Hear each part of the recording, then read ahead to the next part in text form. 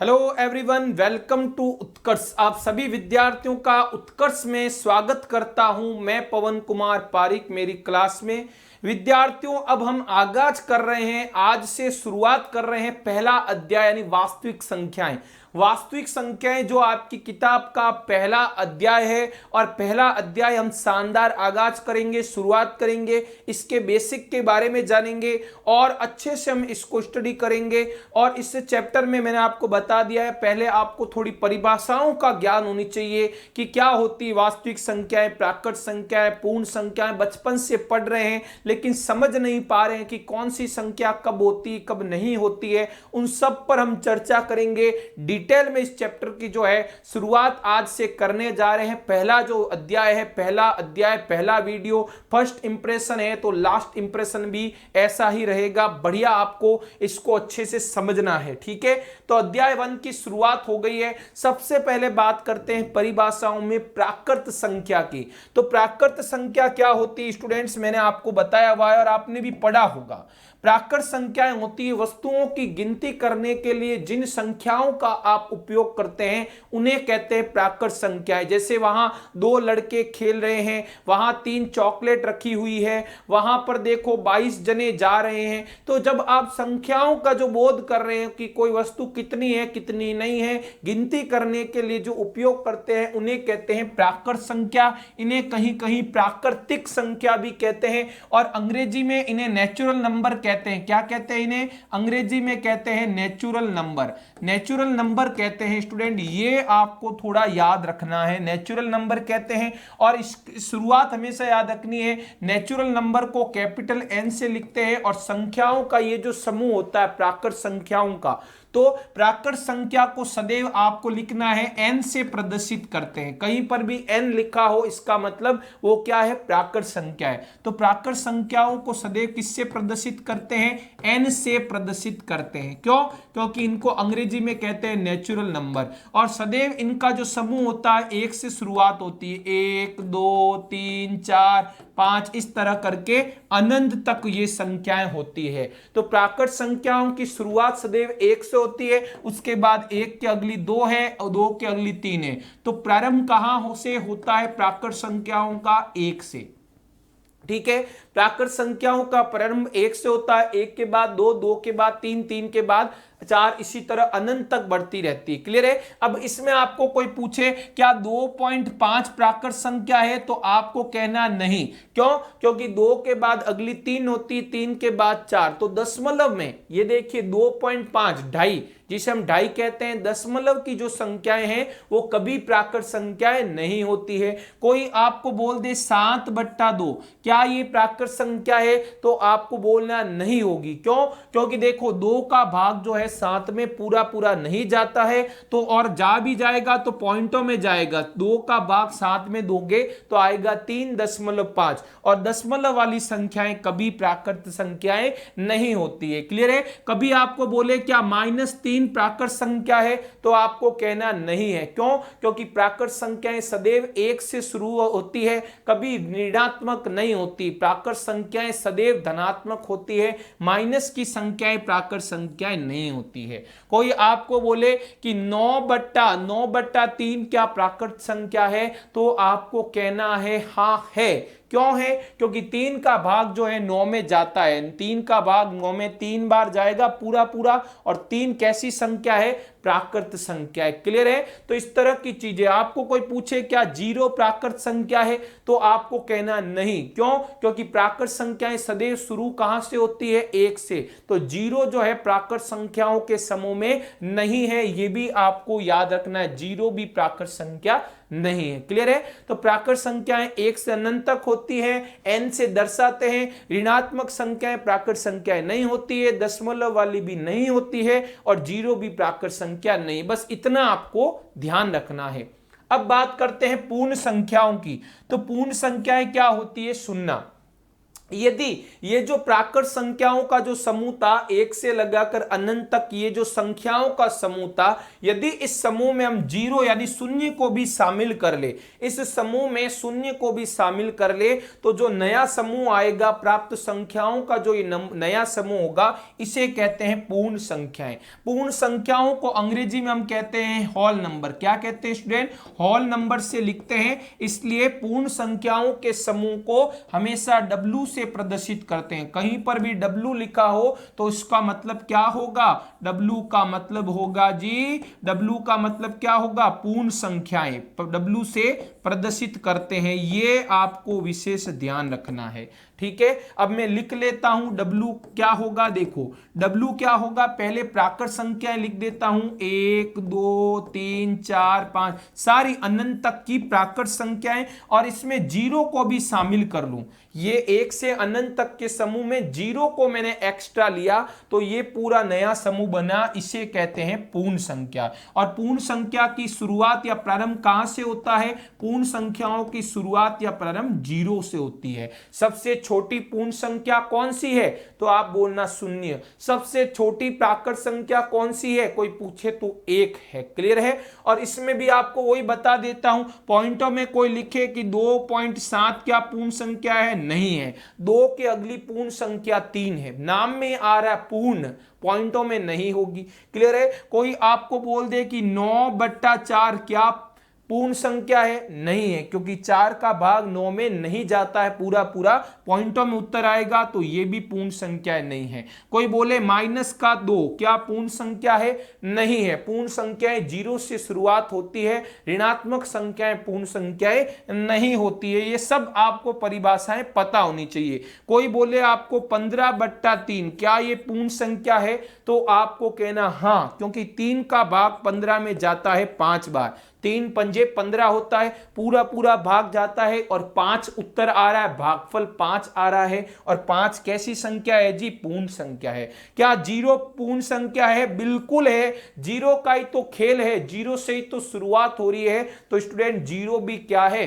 पूर्ण संख्या है, जीरो से प्रारंभ हो रहा है। तो पूर्ण संख्याओं के बारे में क्या ध्यान रखना है? जीरो से अनंत तक होती है, दशमलव में, पॉइंटों में कभी नहीं होगी, माइनस की पूर्ण संख्याएं नहीं होगी। ये विशेष आपको ध्यान रखना है। क्लियर है? सबसे छोटी प्राकृत संख्या पूछे 1, सबसे छोटी पूर्ण संख्या पूछे 0 होती है। क्लियर है? अब बात करते हैं पूर्णांक संख्याओं के बारे में। पूर्णांक संख्याएं क्या होती है? देखो, तो पूर्णांक संख्याएं बहुत अच्छे से जानना है, और आपको मैं ये भी बता देता हूं, ये परिभाषाएं केवल इस अध्याय में नहीं, आपके जो प्रायिकता चैप्टर आएगा वहां पर भी इन परिभाषाओं से संबंधित प्रश्न आएंगे। इसलिए ये चैप्टर आपके लिए बहुत ज्यादा कारगर साबित होने वाला है, इसलिए इसको अच्छे से आप समझे। तो यदि पूर्ण संख्याओं के समूह में, जो पूर्ण संख्याओं का भी हमने समूह देखा 0 से अनंत तक, उसमें यदि प्राकृत संख्याओं के ऋणात्मक मानों को भी शामिल कर ले, तो प्राप्त संख्याओं के जो समूह को हम क्या कहेंगे? पूर्णांक संख्या कहेंगे। कैसे? ध्यान से सुनना स्टूडेंट। जैसे पूर्ण संख्याएं कौन सी थी? 0 1 2 3 4 इस कर करके अनंत तक थी। ये सारी 0 से लगाकर अनंत तक मेरी पूर्ण संख्याएं थी। अब मैं प्राकृत संख्याओं को इनके साथ, ये जो समूह है पूर्ण संख्याओं का, इनके साथ में प्राकृत संख्याओं के ऋणात्मक मानों को, ऋणात्मक मान क्या होते हैं? यानी जो प्राकृत संख्याएं हैं 1 से लगाकर अनंत तक, उनके आगे माइनस का चिन्ह लगा दूं तो वो क्या कहलाएंगे? प्राकृत संख्याओं के ऋणात्मक मान। कैसे? देखिए, जैसे 0 से अनंत तक मैंने लिख दिया, अब मैं वापिस 1 नहीं लूंगा, मैं -1 लूंगा। अगली प्राकृत संख्या 2 नहीं, उसकी जगह -2 लूं, फिर मैं लूं -3 लूं, फिर मैं -4 लूं, फिर मैं -5 लूं। इसी तरह आगे बढ़ता रहूं, माइनस अनंत तक मैं ये जो समूह ले लूं, तो ये जो समूह बन रहा है विद्यार्थियों, माइनस अनंत से लगाकर प्लस अनंत तक की जो संख्याओं का समूह है, इसे कहते हैं पूर्णांक संख्याएं। क्या कहते हैं? पूर्णांक संख्याएं। और आप देख पा रहे हैं पूर्णांक संख्याएं ऋणात्मक भी होती है, ठीक है, धनात्मक भी होती है और जीरो भी होती है। क्या किया हमने, पूर्ण संख्याओं के समूह में ये एक से लगाकर अनंत जो प्राकृत संख्याएं थी उनके आगे माइनस का चिन्ह लगा दिया, यानी प्राकृत संख्याओं के ऋणात्मक मानों को शामिल कर लिया और पूरे समूह को हम क्या कहते हैं, पूर्ण संख्याएं कहते हैं। क्लियर है। अब इसमें भी आपको विशेष ध्यान रखना, ये जो है इसे हम क्या कहते हैं, शून्य पूर्णांक। क्या कहते हैं, शून्य पूर्णांक। शून्य भी क्या है, एक पूर्णांक है। और ये शून्य से ये जो विद्यार्थियों दाई तरफ है, ये जो शून्य के दाई और है दायां भाग या दाई और, ये दायां भाग लिख देता हूं मैं। शून्य का जो ये दायां भाग है दाई और, ये जो संख्या है 1 2 3 4 जिनके आगे कोई चिन्ह नहीं है, मतलब प्लस का चिन्ह है, इन्हें हम क्या कहते हैं, इस पूरे समूह को हम कहते हैं धनात्मक पूर्णांक। क्या कहते हैं, इस समूह को हम कहते हैं धनात्मक पूर्णांक। ओके। और ये समूह जो जीरो से बाईं तरफ है, ये जीरो के बायां भाग है, यहां लिख देता हूं जीरो का बायां भाग, जीरो के बाईं और जो ये संख्या है लेफ्ट साइड में -1 -2 -3 जिसमें ऋणात्मक चिन्ह आपको नजर आ रहा है, इस पूरे समूह को यानी माइनस अनंत से लगाकर -1 तक का ये जो समूह है इन्हें हम कहते हैं ऋणात्मक पूर्णांक। क्या कहते हैं, हम इन्हें ऋणात्मक पूर्णांक कहते हैं। तो आपको कोई पूछे पूर्णांक कितने होते हैं, 3 होते हैं, ऋणात्मक पूर्णांक, शून्य पूर्णांक और धनात्मक पूर्णांक। क्लियर है। और आपको हमेशा याद रखने हैं, ये ऋणात्मक जो पूर्णांक है ये -1 -2 -3 ये सारे जो माइनस के मान हैं वो शून्य से छोटे होते हैं। जीरो जो है ना, शून्य इन सब से बड़ा होगा। इसी तरह ये जो शून्य के दाईं और जो पूर्णांक स्थित हैं 1 से अनंत तक के, ये सारे शून्य से बड़े होते हैं, यानी शून्य इन सब से छोटा होता है लेकिन माइनस वाली संख्याओं से बड़ा होता है। ये आपको पता होना चाहिए। क्लियर है। मैं लिख देता हूं स्टूडेंट्स के लिए पॉइंट, हमें क्या ध्यान रखना है कि जो धनात्मक पूर्णांक होते हैं वो शून्य से क्या होते हैं, सदैव बड़े होते हैं। धनात्मक पूर्णांक जो होते हैं वो शून्य से सदैव बड़े होते हैं, शून्य से बड़े होते हैं, सदैव बड़े होंगे। चाहे कोई भी ले लो, 2 ले लो, 3 ले लो, 4 ले लो, सारे जीरो से क्या होंगे, बड़े होंगे। ठीक है। उदाहरण के रूप में मैं एक ले ही लेता हूं, जैसे 4 जो होगा वो जीरो से बड़ा होगा। क्लियर है। और दूसरा पॉइंट ये आपको याद रखना है, जो हमारे ऋणात्मक पूर्णांक होते हैं जिनके आगे माइनस का चिन्ह लगा हो, ऋणात्मक पूर्णांक जो है शून्य से सदैव छोटे होते हैं। ऋणात्मक पूर्णांक शून्य से सदैव छोटे होते हैं, शून्य से छोटे होते हैं। ये भी आपको याद रखना है।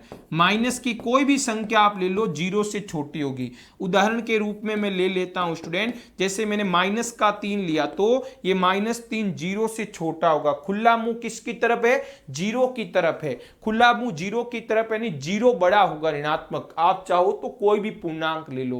क्लियर है। और याद क्या रखना है, पूर्णांक संख्याओं को अंग्रेजी में कहते हैं हम इंटीजर। क्या कहते हैं, इंटीजर नंबर कहते हैं, इंटीजर नंबर कहते हैं स्टूडेंट। ये आपको ध्यान रखना है। और पूर्णांक संख्याओं के समूह को स्टूडेंट आई से दर्शाएंगे और कभी कभार जेड से भी दर्शाया जाता है। कहते इंटीजर नंबर है, मैं मानता हूं कि इनको इंटीजर नंबर कहते हैं, लेकिन कभी कभार पूर्णांक संख्याओं के समूह को आई के अलावा जेड से भी दर्शाया जा सकता है। और आपको पता होना चाहिए पूर्णांक क्या क्या होते हैं, धनात्मक होते हैं, ऋणात्मक होते हैं और शून्य भी होते हैं। अब आपको कोई पूछ ले क्या माइनस, ये आपको कोई पूछ ले कि ये माइनस का 2.5 क्या पूर्णांक है, तो आप कहना नहीं है, क्योंकि पूर्णांक कभी दशमलव में नहीं होते। -2 के बाद -3 होगा। माइनस में है, मैं मानता हूं पूर्णांक माइनस के होते हैं, लेकिन यहां पॉइंट आ रहा है, दशमलव आ रहा है। दशमलव की संख्याएं कभी पूर्णांक नहीं हो सकती। कोई आपको पूछे कि प्लस का 3.6 क्या पूर्णांक है, नहीं है। क्यों, क्योंकि 3 के अगला पूर्णांक 4 होगा। पूर्णांक में आ रहा पूर्ण अंक, पूर्ण अंक है स्टूडेंट, तो 3 का अगला पूर्णांक 4 होगा। जी, पॉइंटों वाली संख्याएं पूर्णांक नहीं होती है। ये विशेष आपको ध्यान रखने, पॉइंट्स आपको जो है दिल और दिमाग में बैठा देने हैं, और 10वीं में आपके ये लिए पॉइंट्स बहुत जो है शानदार साबित होने वाले हैं। क्लियर है। तो पूर्णांक संख्या क्लियर हो गया। अब हम आगे बढ़ते हैं परिमेय संख्याओं के बारे में।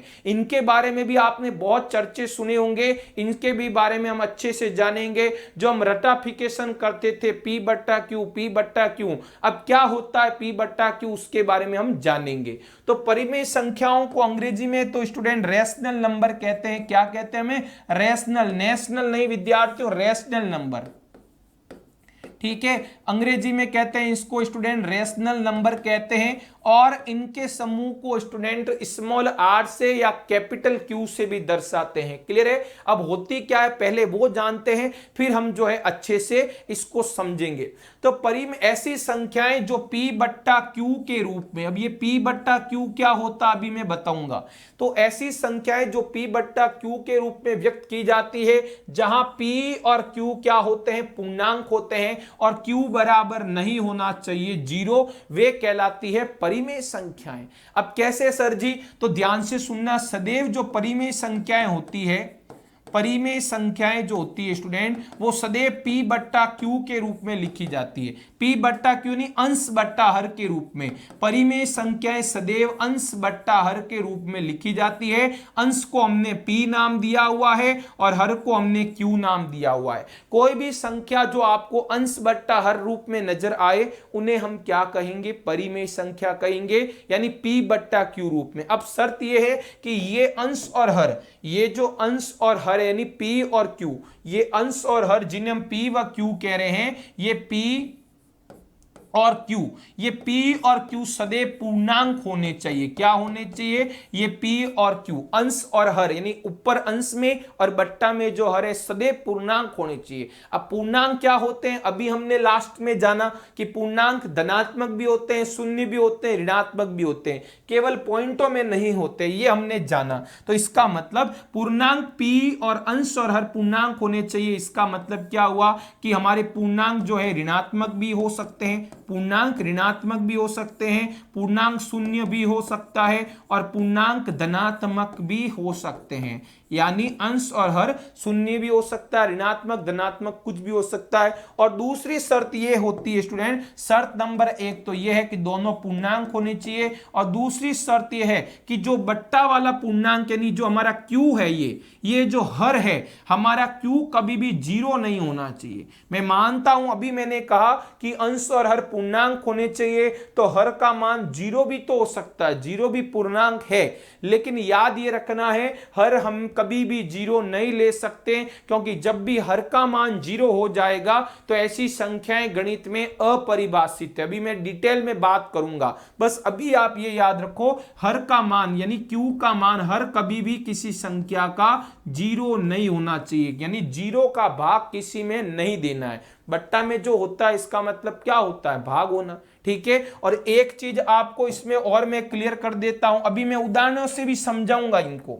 अभी मैं आपको क्लियर कर देता हूं, जैसे कहीं पर आपको लिखा हो 5/2, क्लियर है, ये 5/2 कहीं लिखा हो, इसको हम ऐसे भी लिख सकते हैं 5/2, 5/2 या 5/2। और यदि हम भाग देकर देखते हैं, यानी हर का भाग अंश में, 2 का भाग 5 में देंगे तो 2 बार जाएगा, 2 दूनी 4, शेषफल क्या आएगा? 1। ओके, तो इसको हम क्या लिख सकते हैं? ये जिसका हम भाग देते हैं उसे हम क्या कहते हैं? भाजक कहते हैं। क्या कहते हैं? भाजक। जिसके अंदर भाग देते हैं उसे कहते हैं भाज्य, और भाग कितनी बार गया उसे कहते हैं भागफल। क्या कहते हैं? भागफल कहते हैं। और ये जो चीज आई ये आ गई विद्यार्थियों शेषफल, इसे क्या कहते हैं? शेषफल कहते हैं। क्लियर है। यहां शेषफल का मान 1 आया है, इसका मतलब 2 का भाग 5 में पूरी बार नहीं जाता है, 1 शेष रह जाता है। यदि 4 होता, 2 का भाग 4 में देते तो शेषफल 0 आता, 2 का भाग 6 में देते तो शेषफल 0 आता। क्यों?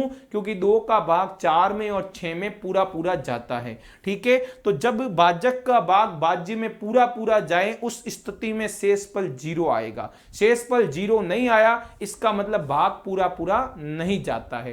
क्लियर है। अब मैं कुछ उदाहरणों के माध्यम से समझाऊंगा कि कैसे परिमेय संख्या को पहचाना जाना है, केवल रटना नहीं है, हम उदाहरणों के माध्यम से अच्छे से समझेंगे। क्लियर है। तो मैं आपके सामने कुछ उदाहरण लिख देता हूं स्टूडेंट, हम जानेंगे कि वो संख्या परिमेय संख्या है या नहीं। पहला मैंने लिख दिया 2/3, फिर मैंने लिख दिया -7/5, फिर मैंने लिख दिया स्टूडेंट कितना, थर्ड नंबर पे मान लीजिए मैंने लिख दिया 2.5/7।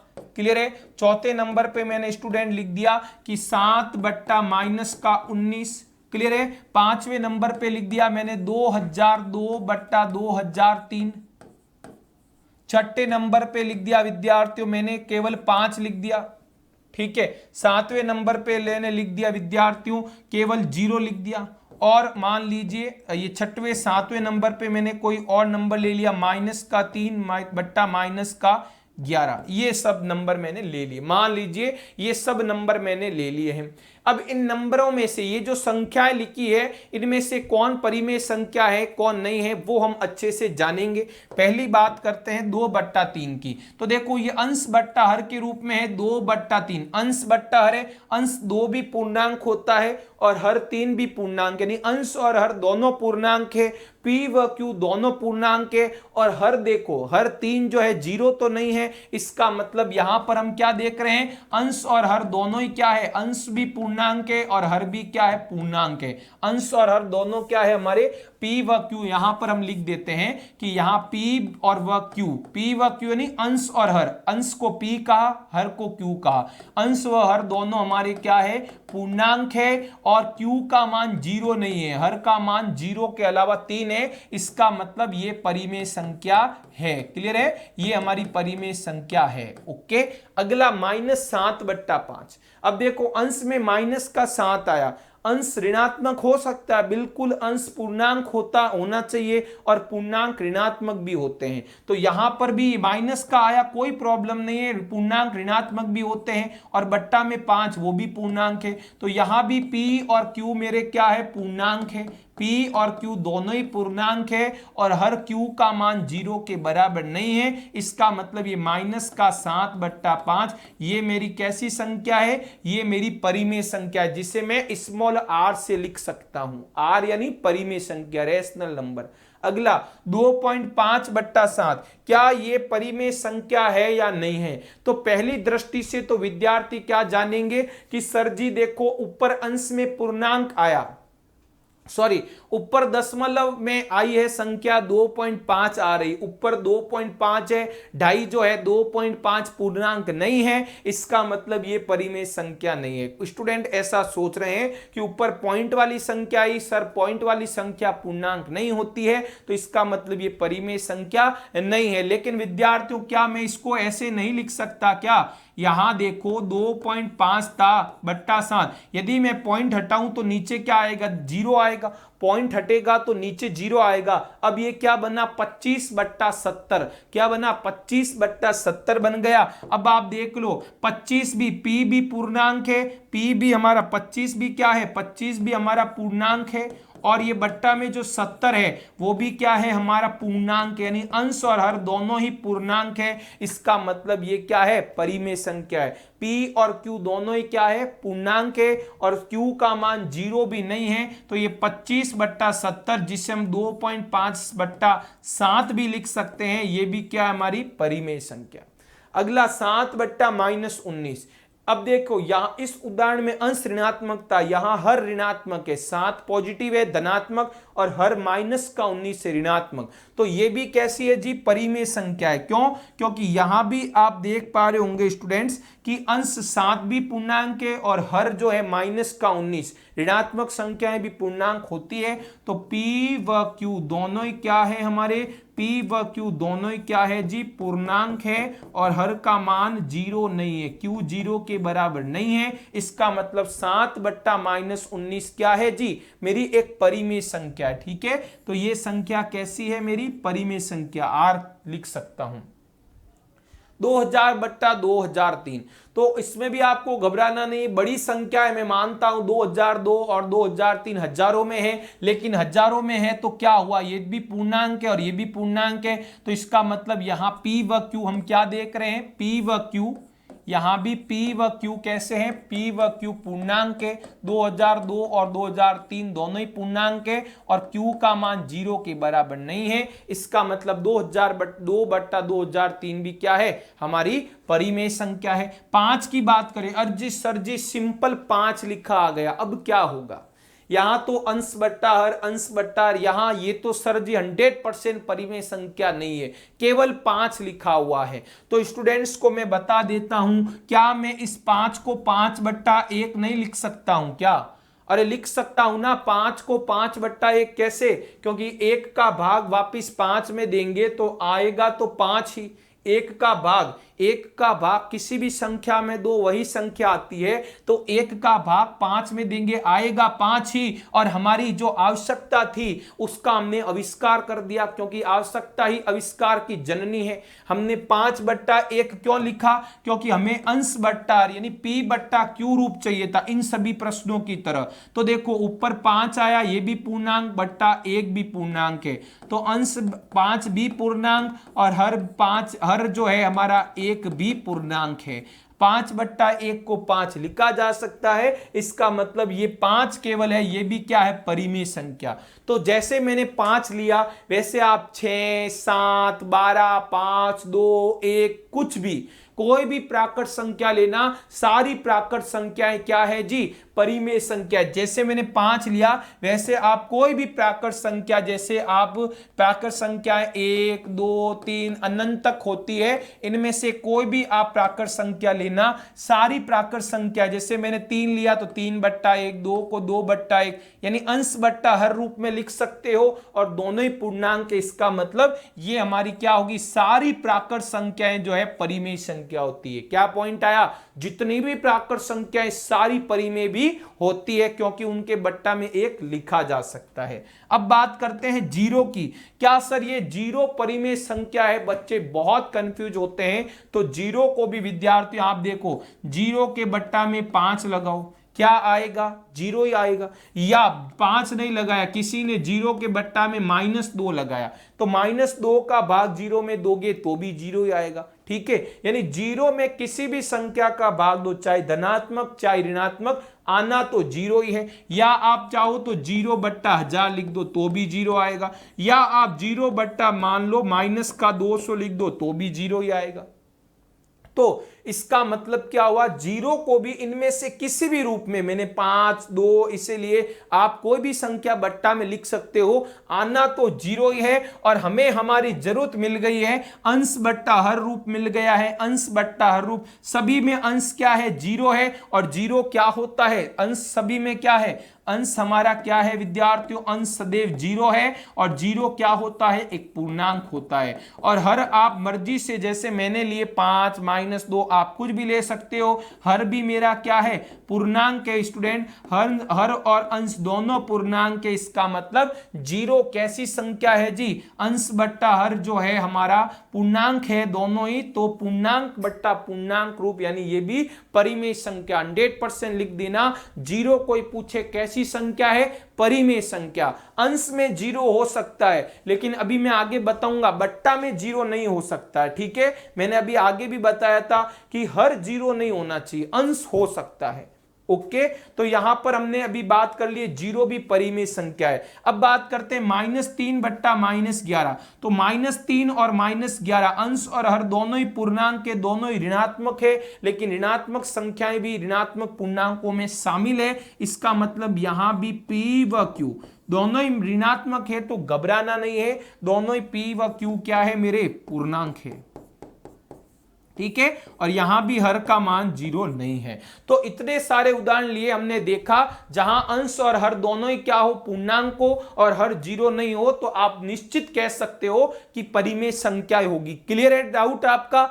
ओके स्टूडेंट, अब बट्टा में 0 हो जाए तो क्या होगा स्टूडेंट? ठीक है, मान लो बट्टा में 0 हो गया, जैसे 5/0 हो गया या 15/0 हो गया, तब क्या करना है गुरुजी? ठीक है, या -2/0 हो गया, इन सभी में आप देख लो बट्टा में यानी हर में मैं 0 ले लूं। ठीक है, यहां पर मैंने क्या लिख दिया, यदि हर का मान 0 हो, यदि हर बराबर क्या हो, 0 हो, 0 हो, तो हमेशा याद रखना, कभी भी किसी संख्या के बट्टा में जीरो है, यानी जीरो का भाग किसी भी संख्या में नहीं दिया जा सकता। इस तरह की संख्याएं 5/0 हो, चाहे 15/0 हो, चाहे -2/0 हो, कोई भी संख्या जिसके भाग में जीरो हो, हर में जीरो हो, ऐसी संख्याएं गणित में क्या होती है, अपरिभाषित होती है। ठीक है, ऐसी गणित में परिभाषा इतनी, यहां गणित ही फेल हो जाती है, इसका मतलब ये परिमेय संख्याएं नहीं होती है। इसलिए पहले ही मैंने आपको बता दिया कि हर का मान जीरो नहीं होना चाहिए, क्योंकि ऐसी संख्याओं की गणित में परिभाषाएं नहीं है, तो कैसी परिमेय कैसी अपरिमेय। तो इस तरह की संख्याएं हमारी क्या नहीं है जी, किस तरह की संख्या है, जिसके बट्टा में जीरो हो वो परिमेय संख्या नहीं होती है। क्लियर है? ओके। और आपको मैंने ये भी बता दिया सारी प्राकृत संख्याएं क्या होती है। सारी प्राकृत संख्याएं, ध्यान से सुनना, सारी प्राकृत संख्याएं जो भी है 1 से अनंत तक, सारी प्राकृत संख्याएं 1 2 3 अनंत तक, या सारी पूर्ण संख्याएं ले लो जो कि कहां से शुरू होती, 0 1 2 3 अनंत तक, या चाहे मेरे लाडले पूर्णांक ले लो सारे जो कि कहां से होते हैं, माइनस अनंत माइनस इस तरह, -3 -2 -1 0 1 2 3 अनंत तक सारे पूर्णांक ले लो। ये सारी प्राकृत संख्याएं, सारी पूर्ण संख्याएं, सारे पूर्णांक, ये सारे के सारे मेरे क्या होते हैं, सारी के सारी परिमेय संख्याएं भी होती है। जितने भी प्राकृत पूर्ण और पूर्णांक संख्याएं सारी परिमेय संख्याएं होती है। ये आपको डाउट जो है हटा देना है मन से, मैंने पूरा आपको डिटेल में बता दिया है। आगे बढ़ते हैं, अब परिमेय संख्याओं के प्रकार के बारे में जानते हैं। परिमेय संख्याएं स्टूडेंट दो प्रकार की होती है, धनात्मक और दूसरी होती है ऋणात्मक परिमेय संख्याएं। क्लियर है? धनात्मक परिमेय संख्याएं कौन सी है, जैसे मैं उदाहरण लिख दूं, ऐसी संख्याएं जिनका अंश और हर दोनों ही धनात्मक हो या चाहे दोनों ही ऋणात्मक हो। जैसे मैंने लिख दिया विद्यार्थियों 3/7, ठीक है। अब 3 और बट्टा में है 7, अंश और हर दोनों पूर्णांक परिमेय संख्या, दोनों में कोई चिन्ह नहीं है, इसका मतलब 3 और 7 दोनों ही धनात्मक पूर्णांक है, तो ये धनात्मक परिमेय संख्या। जैसे मैंने लिख दिया 12/5, तो 12 और 5 दोनों ही धनात्मक है, दोनों ही प्लस के चिन्ह है, धनात्मक परिमेय संख्या। या दोनों ही माइनस का आ जाए, जैसे आ जाए -9/-5 आया, तो दोनों जब ऋणात्मक हो, दोनों ही माइनस के चिन्ह हो, अंश भी ऋणात्मक हर भी ऋणात्मक, तो ऐसी भी संख्याएं धनात्मक परिमेय संख्याओं में आती है। क्लियर है? धनात्मक परिमेय संख्याएं कौन सी होती है, जिनमें अंश और हर के समान चिन्ह हो, चाहे कोई चिन्ह नहीं, मतलब दोनों प्लस के हो या दोनों माइनस के हो। क्लियर है? क्योंकि आप ध्यान से देखो, आप इसको ऐसे भी लिख सकते हो, -9/-5 था, आप खुद दिमाग लगाओ, माइनस ये माइनस से माइनस कैंसिल, तो क्या बचेगा 9/5, तो ये धनात्मक हो गई, दोनों ही अंश और हर धनात्मक है। तो दोनों ही अंश और हर प्लस के हो या माइनस के हो तब तो धनात्मक परिमेय संख्या। अब दूसरी आती ऋणात्मक परिमेय संख्या, अब चाहे अंश धनात्मक हो या हर ऋणात्मक हो, ठीक है, इनमें से दोनों के चिन्ह में अलग अलग होंगे, विपरीत होंगे। अंश प्लस का होगा तो हर ऋणात्मक, हर प्लस का होगा तो अंश ऋणात्मक। जैसे उदाहरण से समझते हैं इसको भी, यहां क्या देख रहे हो आप, अंश और हर का चिन्ह समान है, अंश और हर का चिन्ह समान है, दोनों प्लस प्लस के या दोनों माइनस माइनस के। यहां पर क्या होगा, जैसे उदाहरण लिया 3 -3/7, तो अंश माइनस का है, हर प्लस का है, तो इसका मतलब ही ऋणात्मक परिमेय संख्या है। एक और उदाहरण लेते हैं, मान लीजिए मैंने लिया 23/-12, तो यहां अंश प्लस का हर माइनस का, विपरीत हुए ना, माइनस प्लस प्लस माइनस, उल्टे चिन्ह, विपरीत ऑपोजिट है, एक प्लस का एक माइनस का, चाहे अंश में हो हर में। तो इस तरह की संख्याएं क्या होती है, ऋणात्मक परिमेय संख्या होती है, यह भी आपको क्लियर होना चाहिए। अब बात करते हैं परिमेय संख्याओं का दशमलव प्रसार। परिमेय संख्याओं का दशमलव प्रसार क्या होता है, यह भी आपको पता होना चाहिए। तो परिमेय संख्याओं का स्टूडेंट दशमलव प्रसार आपको बता दूं, दो तरह का होता है। एक तो होता है शांत दशमलव प्रसार, एक होता है अशांत दशमलव प्रसार। ये बहुत ही आपके लिए इंपॉर्टेंट है, पूरी प्रश्नावली इन पर आधारित है, शांत और अशांत दशमलव प्रसार। अब ये होते क्या है, और सर पहले ये बताओ ये दशमलव प्रसार क्या चीज होती है, ये हमें बताओ। परिमेय संख्याएं समझ में आ गई, लेकिन परिमेय संख्याओं का दशमलव प्रसार ये क्या चीज है उसके बारे में जानते हैं। क्लियर है? अभी शांत और अशांत भी जानेंगे, पहले दशमलव प्रसार की बात करते। जैसे मैंने कोई परिमेय संख्या लिखी विद्यार्थियों, मान लीजिए मैंने लिखा 13/8, ठीक है, ये मैंने एक परिमेय संख्या लिखी 13/8, ठीक है। 13/8 को देखिए, अब 13/8 को हम क्या ऐसे लिख सकते हैं, 13 भाजक में 8, एक ही बात है। क्लियर है? अब यदि इसका मतलब क्या हुआ, 13/8 का मतलब है 8 का भाग 13 में दो, तो 13 में 8 का भाग देंगे कितनी बार जाएगा, 8 एकम 8, शेषफल कितना आएगा, 5, ठीक है। अब 8 का भाग 5 में नहीं जाएगा, पॉइंट आएगा, पॉइंट के कारण 0। अब जाएगा 8 छंग 48, शेष कितना आएगा, 2, पॉइंट के कारण 0, 8 दूनी 16, ठीक है, शेषफल क्या आया, 4 आया, पॉइंट के कारण 0, 8 पंजे क्या आ गया, 40 आया, शेषफल आ गया 0। तो आपने क्या देखा कि ये जो 13/8 ये P/Q के रूप में थी, परिमेय संख्या थी, आपने 8 का भाग 13 में दिया, ये आ गया। और ये जो चीज आई ना विद्यार्थी, ये चीज, ये भागफल में ये जो चीज आई, इसे ही कहते हैं दशमलव प्रसार। यानी ये 13/8 जो था, इस 13/8 को आप ऐसे भी लिख सकते हो 1.625, यानी 8 का भाग 13 में दोगे तो ये तो P/Q का रूप था, और ये क्या है, इस परिमेय संख्या का दशमलव प्रसार। ये क्या चीज है, ये 13/8 का दशमलव प्रसार है। और आप इस दशमलव प्रसार को जान गए। अब एक और उदाहरण हम समझते हैं स्टूडेंट्स के लिए। क्लियर है? जैसे मैंने एक और संख्या ली, मान लीजिए ये,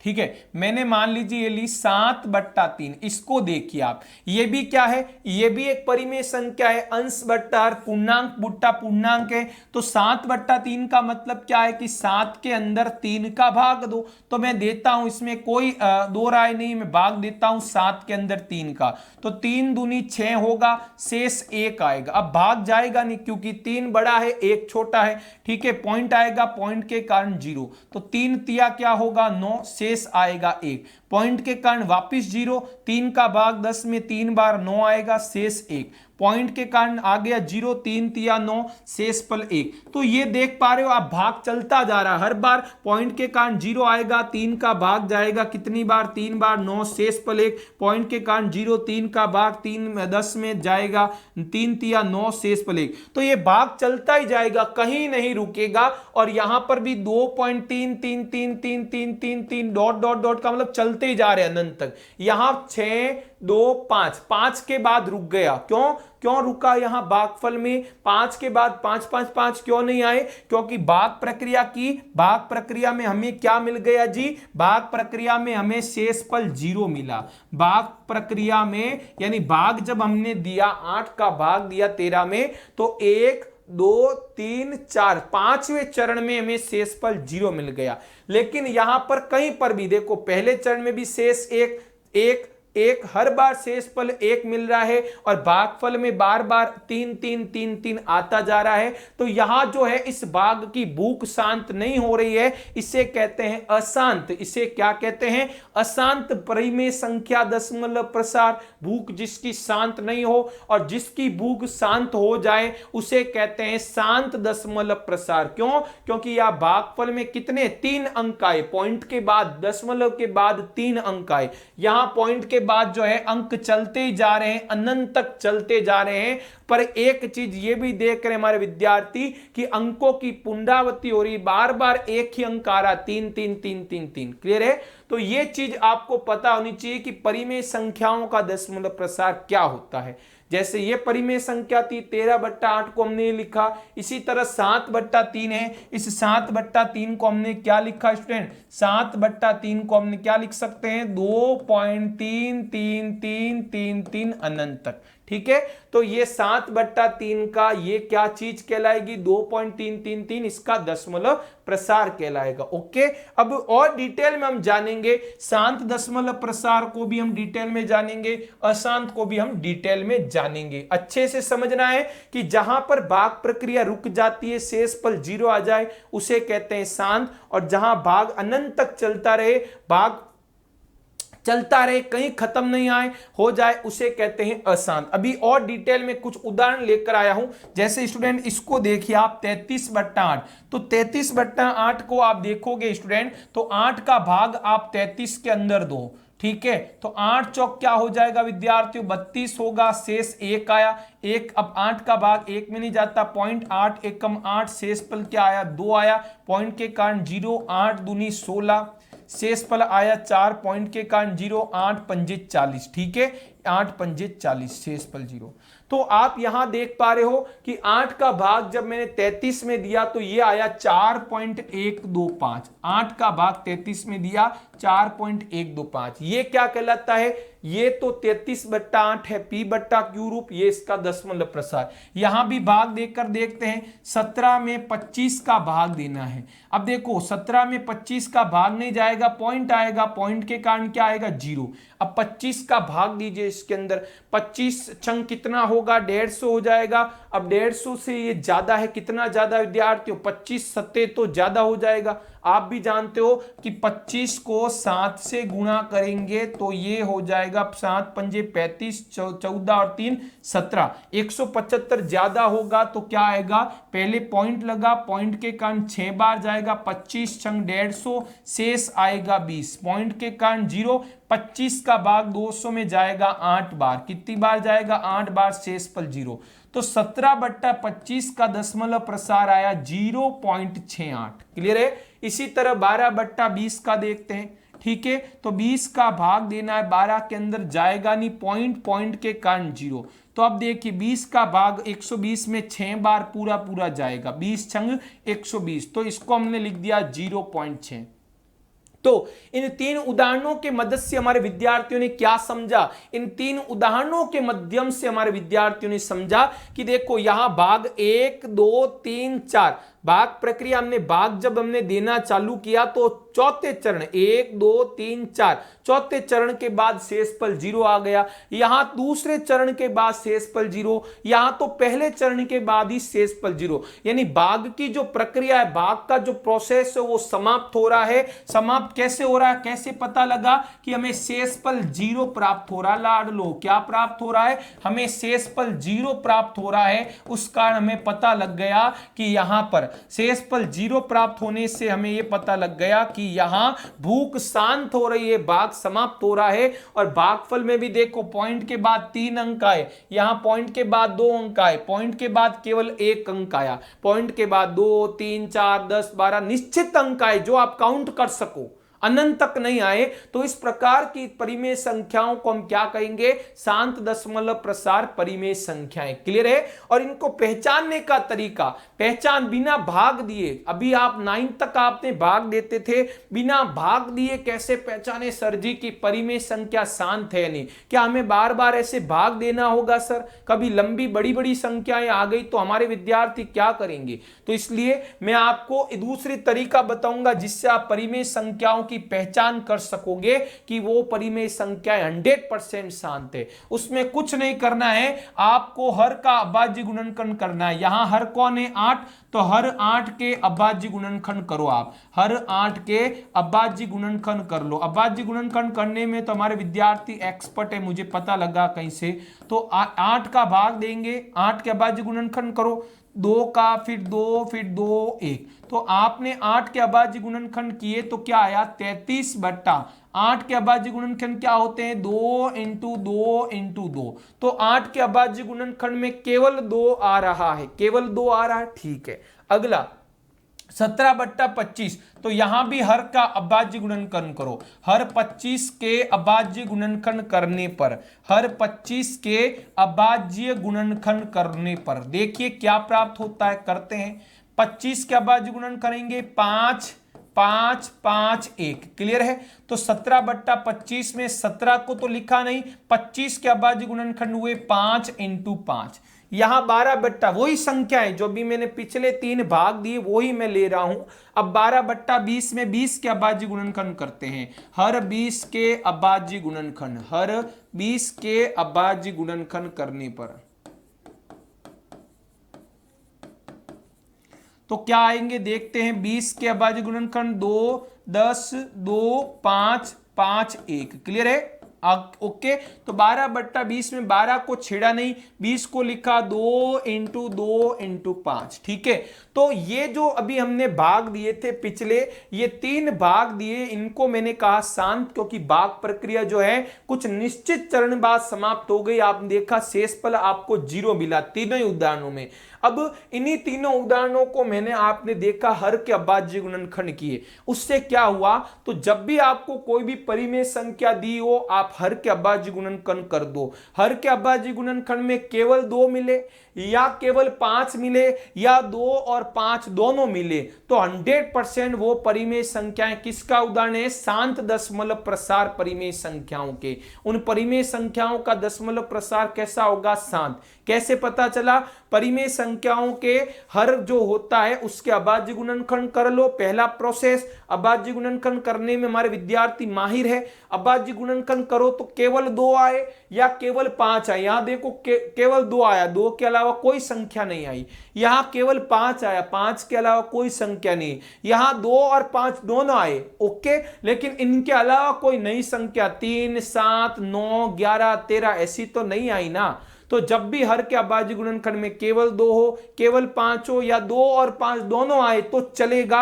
100% वो संख्याएं कैसी होगी? शांत दशमलव प्रसार परिमेय संख्याओं की। क्लियर है? और इसको हम इस तरह से भी लिख सकते हैं कि जो शांत दशमलव प्रसार की जो परिमेय संख्या होती है उनका हर हमेशा इस रूप में होता है। हर जो होता है या हर का अभाज्य गुणनखंड जो होता है वो इस रूप में होता है। ठीक है, हर का अभाज्य गुणनखंड किस रूप में होता है? मैं लिख देता हूं, हर का अभाज्य गुणनखंड, हर का अभाज्य गुणनखंड जो है हमेशा 2 की घात m इंटू 5 की घात n के रूप का होता है। ये क्या चीज है वो सुनना।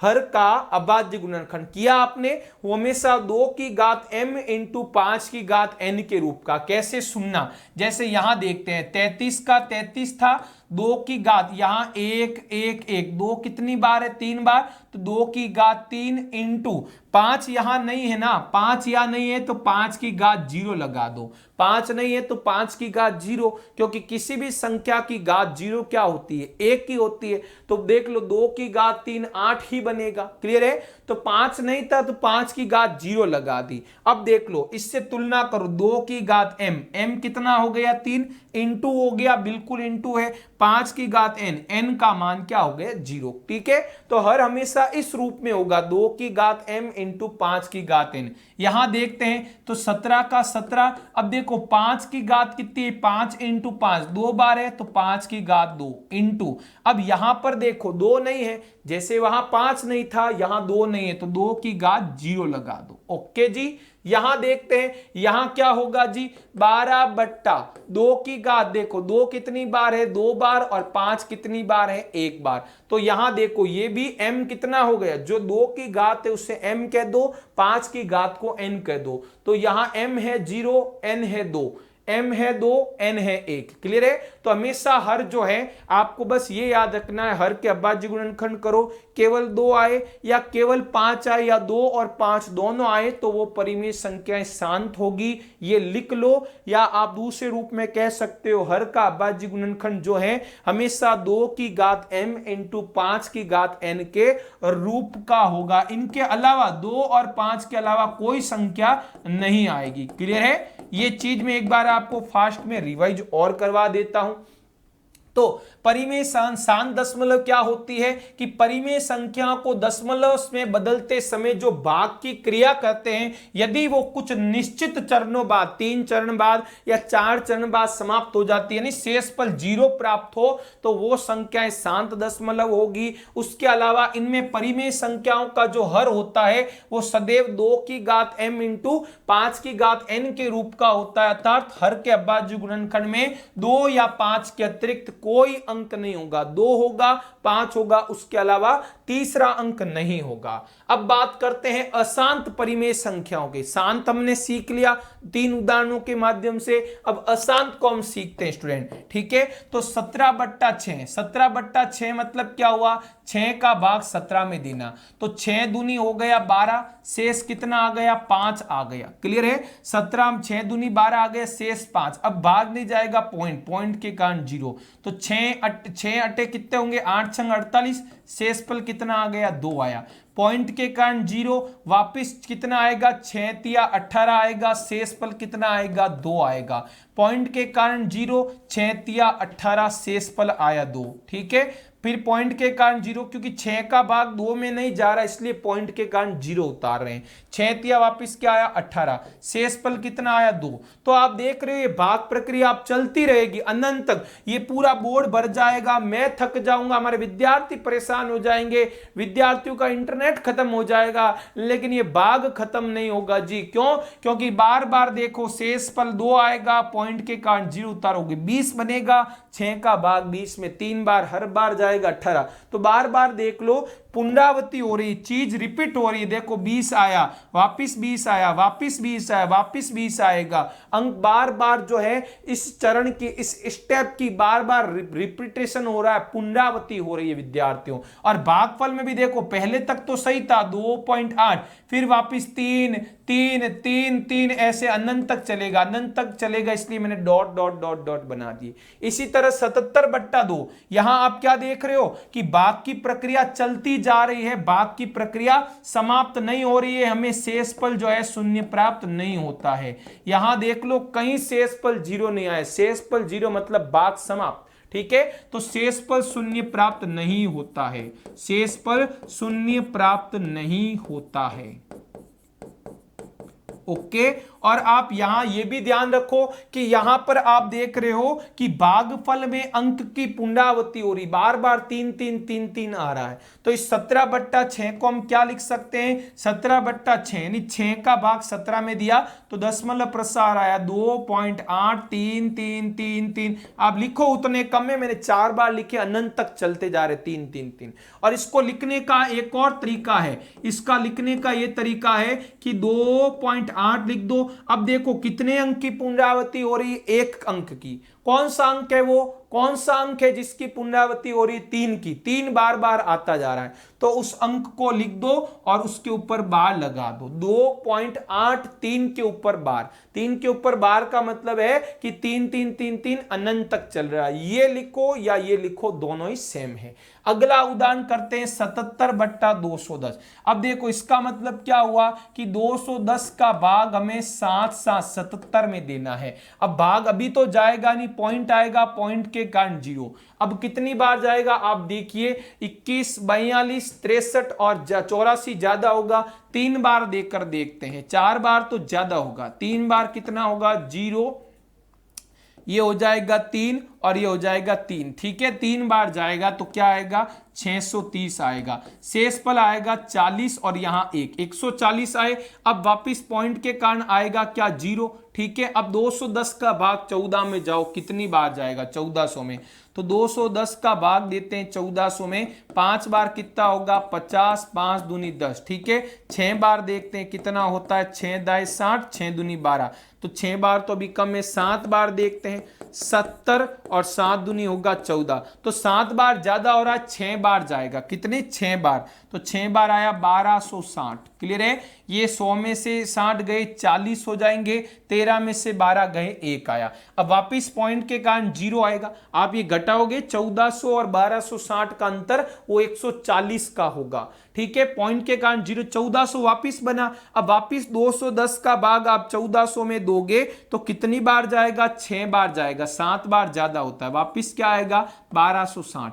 वापिस घटाओगे 0, 10 में से 6 गए 4, यहां 3 बचेगा, 13 में से 12 गए 1। वापिस पॉइंट के कारण 0, वापिस 6 बार भाग जाएगा 1260। शेष कितना आएगा स्टूडेंट, वापिस शेष 0, यहां 4 और यहां 1। तो इस तरह आप जो है विद्यार्थियों देख रहे हो, बार बार ये 1400 1400 1400 हमारी भाग प्रक्रिया में आता जा रहा है। इसकी बार बार क्या हो रही है, पुनरावृत्ति हो रही है। ये स्टेप देखो, 1400 1400 1400, इसकी बार बार क्या हो रही है, पुनरावृत्ति हो रही है। एक ही चरण बार बार आपको नजर आ रहा है, एक ही स्टेप बार बार नजर आए जा रहा है। और आप देखो भागफल में भी पॉइंट 3 तक तो सही था, फिर 6 फिर 6 फिर 6 अनंत तक चलता रहेगा। ये भाग प्रक्रिया जो है चलती ही रहेगी, समाप्त नहीं होगी। क्लियर है, और आपको इसको अब क्या लिख सकते हो, 77 बट्टा जो 210 आया है उसको एक तो आप लिख सकते हो 0.3666 अनंत तक,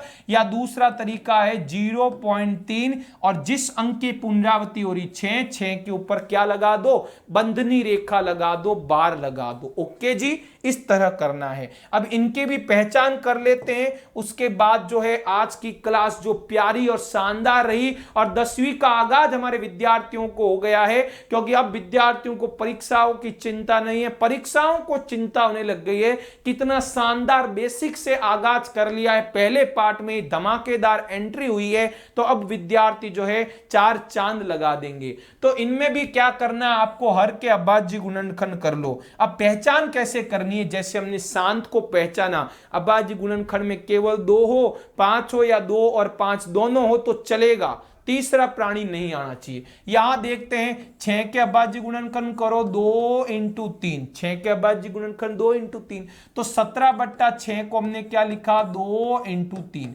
ठीक है, तो यहां आप देख रहे हो 2 एवं 5 के अतिरिक्त भी संख्या आ रही है, कौन आ रही, 3। 2 एवं 5 के अतिरिक्त जो है हर के अभाज्य गुणनखंड में कौन है, 3 अतिरिक्त है। क्लियर है, तो 5 नहीं है तो कोई बात नहीं, 5 नहीं है तो 5 की घात 0 लगा दो, चल जाएगा। लेकिन इन दोनों के अलावा नया प्राणी कौन है, 2 है, तो 2 व 5 के अतिरिक्त हम क्या देख रहे हैं, 5 के अतिरिक्त अभाज्य गुणनखंड में कौन है, 3 है। अतिरिक्त अभाज्य गुणनखंड में 3 भी है। अभाज्य गुणनखंड में कौन है, अभाज्य गुणनखंड में 3 भी है। अतः क्या लिखेंगे कि इसका दशमलव प्रसार अशांत होगा। यहां देखते हैं 210 के अभाज्य गुणनखंड करते हैं, 210 के 1 0 5, फिर वापस जाएगा किसका, 3 का जाएगा, 3 तिया 9, ये 35 बार, फिर वापस जाएगा 5 का 7 7 1। तो यहां देखते हैं 77 बट्टा 210 के अभाज्य गुणनखंड में 2 इंटू 3 इंटू 5 इंटू 7। तो यहां देखिए अभाज्य गुणनखंड में 2 और 5 आ रहा है, मैं मानता हूं, लेकिन 2 एवं 5 के अतिरिक्त भी संख्याएं मौजूद है, 2 इंटू 3 इंटू 5 इंटू 7। इसके अभाज्य गुणनखंड में अतिरिक्त 5 और 7 भी है, एक्स्ट्रा है, तो हम क्या लिखेंगे, 2 व 5 के अतिरिक्त, 2 व 5 के अतिरिक्त जो है स्टूडेंट, 2 व 5 के अतिरिक्त अभाज्य गुणनखंड में, अभाज्य गुणनखंड में, अभाज्य गुणनखंड में 5 व 7 भी है। ठीक है, सॉरी, 2 व 5 के अतिरिक्त 3 व 7 भी है स्टूडेंट, और 2 और 5 के अतिरिक्त कहीं संख्या आ जाए तो वैसी संख्याएं अशांत होगी। क्लियर है, तो इसको फटाफट हम पढ़ लेते हैं। तो परिमेय संख्याओं को जब आप दशमलव संख्या में बदलो तो भाग की क्रिया चलती ही रहे, यानी शेषफल कभी शून्य प्राप्त नहीं हो, तो वैसी संख्याएं अशांत होती है। और अशांत दशमलव वाली संख्याओं को हम अनवसानी आवृत्ति संख्या भी कहते हैं। अनवसानी आवृत्ति क्यों, क्योंकि भागफल में अंकों की पुनरावृत्ति होती रहती है। उसके अलावा यह भी हमने पढ़ा कि भागफल में अंकों की पुनरावृत्ति होती है, इसलिए इसकी दशमलव संख्या को हम अशांत आवृत्ति भी कह सकते हैं। अशांत दशमलव के अलावा आप अशांत आवृत्ति, क्योंकि बार बार चीज की रिपीटेशन, पुनरावृत्ति होती है। उसके अलावा अशांत दशमलव संख्या को शॉर्ट में, संक्षिप्त रूप में दर्शाने के लिए जो पुनरावृत्ति होती है उन अंकों के ऊपर हम बंधनी यानी बार बनाते हैं। अभी मैंने आपको बताया भी था, यहां पर ये देखिए, ये चीज जो मैंने बताई थी, यहां पर ये जो बनाया हुआ ना, इसे बंधनी या बार कहते हैं। ठीक है, बार जिसके ऊपर इसका मतलब अंकों की पुनरावृत्ति होती है। और परिमेय संख्या का हर जो है 2 की घात m इंटू 5 की घात के n का रूप का नहीं है। इस रूप का नहीं होने का मतलब 2 एवं 5 के अतिरिक्त भी संख्याएं मौजूद हो अभाज्य गुणनखंड में, तो लाडलो क्या कह देना कि वो संख्याएं अशांत होगी। क्लियर है, तो हमारे विद्यार्थियों ने आज के इस वीडियो में क्या क्या सीखा, संख्याओं के बारे में सीखा, परिमेय संख्याओं का दशमलव प्रसार के बारे में जाना, बहुत कुछ पढ़ा है। अब जरूरत है विद्यार्थियों को खुद की दोहरान करने की, नोट्स बनाने की, पहली क्लास से कॉपी बना लेना है, भूल मत कर लेना। 10वीं बोर्ड की बात है, विद्यार्थियों कॉपी बना लेना, जो जो पढ़ाया है आपने क्या समझा है उसको जरूर जानना है और अच्छे से स्टडी करना है, रटना नहीं है, समझना है, कॉपी नोट कर ले। लेना। विषय गणित, स्कूल का नाम है उत्कर्ष ऑनलाइन स्कूल। आज के लिए इतना ही। जय हिंद, जय भारत।